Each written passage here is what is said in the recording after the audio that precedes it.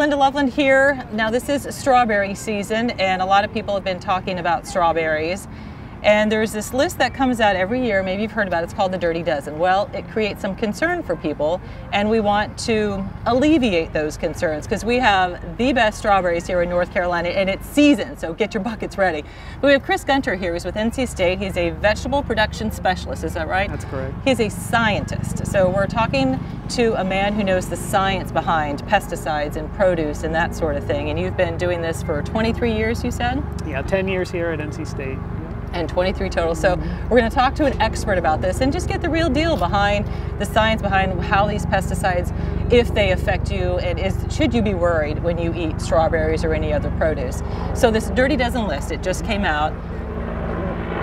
What do you think when you hear that this comes out? What kind of goes through your mind, like, okay, it gets printed and here it is? Well, I always get a call from somebody when the Dirty Dozen list comes out. Do you really? Yeah, some either concerned citizen calls me, or someone who isn't as familiar with agricultural practices gives me a call and says, hey, I'm worried about this. My family members have all called me, like, hey, I saw this on TV, and what does this mean? And so I'm always happy to answer those.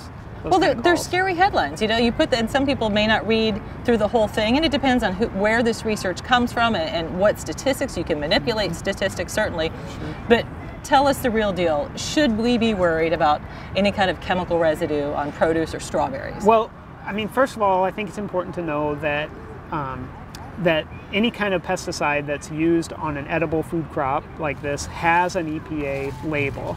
It has a proper way to be used by the person who's applying it, whether that person is a farmer or a professional applicator that the farmer might have hired, or you at your home. All of the pesticides that you use in your house have a label from the EPA.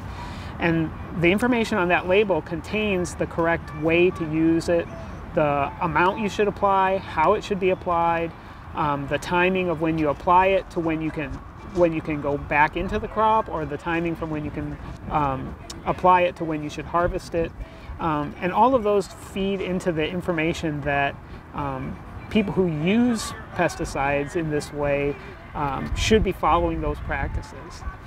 And all of those usage directions on the label refer to the tolerance that we have based on residue testing from the pesticide, from the EPA. So every pesticide has an EPA tolerance, and that's based on data. And so whenever I hear about the Dirty Dozen list, I always think, well, okay, so how are they testing this?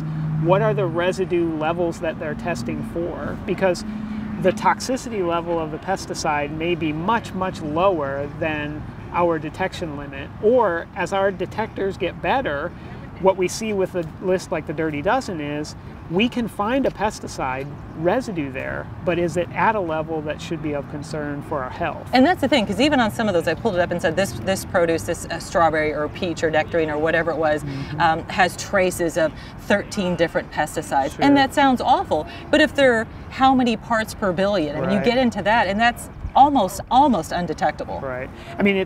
As our detection equipment gets better, part per billion, part per trillion, do those have meaningful health consequences if someone were to eat it? And I think that's the real question. So just because a pesticide residue may be present doesn't mean that it's at a level that anybody should be concerned about.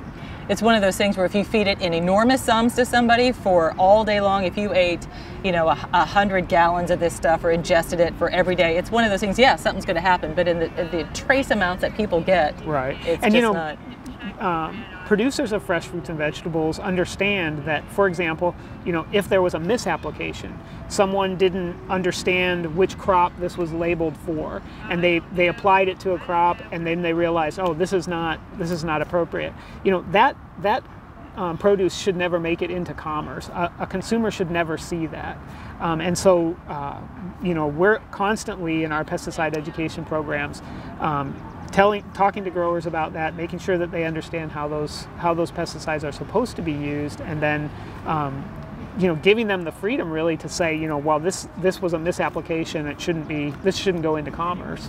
And I think growers understand that before they ever pick up a pesticide to use. Everything is so regulated. I mean, that's one thing to remember. The government regulates everything. They're very strict safety, and there are more safety rules and regulations that farmers and rules they have to follow out in the field than ever before. Sure. And has the chemical use actually gone down over the years? Sure.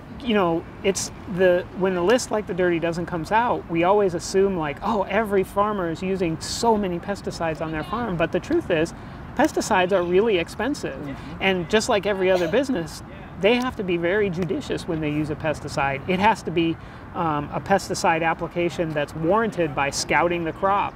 Is that pest present? Is there a disease there or an insect that I'm trying to control? And not only that, but is it present at a level that would justify the cost of spraying the pesticide? And I think that's really critical for people who aren't in agriculture to understand. Farmers don't have unlimited resources to waste on non-judicious use of pesticides. So. Their profit margins aren't that big they're anyway. Very tight. Yeah, they're always, and the farmer is getting the lowest take on it. It's always, a markup at the next level. The farmer's getting the least markup for their crop, and they have a lot invested in it. So. Yeah. So do you have any issues feeding in produce to your family members, your parents, your grandparents? Do you have any issues at all? No, I feed produce, fresh produce to my family all the time. We try to make an effort to eat fresh produce. When we talk about the Dirty Dozen, what worries me most when that list comes out is not the misunderstanding of the science, because we're not all scientists, and I get that.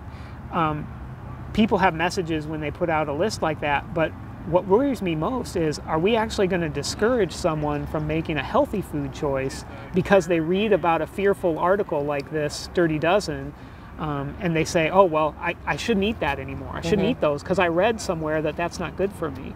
And you say, well, no, you should be making those good food choices. You should be eating healthy, fresh produce. If you're concerned about pesticides, find out who your farmer is. Go and talk to that person. We have hundreds of farmers markets in this state and other states. If you really want to know where your produce comes from, go to a farmer's market. Talk to those farmers. Say, what are your pesticide practices? How do you use those on your farm? What is your sustainability like on your farm? And I think that's the best way if you really want to know about where your food comes from. If you don't have the luxury of being able to go to a farmer's market to buy food, we're busy people. There's produce there demands on our time besides going to meet our farmers. But finding out as much as you can about where the food comes from is good, but make those choices that are healthiest for your family. I think that's the important thing. Yeah, it really should be an issue of eating healthy or eating fatty fried foods. That's really the biggest conversation, is it, in a sense? Right. I mean, in that sense, we worry a lot about where our food comes from, but we're ignoring the big issue, which is, obesity is on the rise in this country. How are we gonna address that? I might have family members who are diabetic, and how am I gonna provide them with the healthiest possible diet to reduce their risk of increased health effects from diabetes? Like, that's the real questions we should be talking about. Absolutely. Yeah. Anything else you want to add? I think we've covered it all. I think we did. All right. Chris Gunter, thank you so much for your time. Very nice and to I know meet you. I'm going out this weekend to the strawberry farm near me and picking buckets full with my children, because they are the best when they're vine ripened and fresh and juicy. Enjoy North Carolina produce. It's coming. It is. Get ready for it. Thank you, Chris. Sure.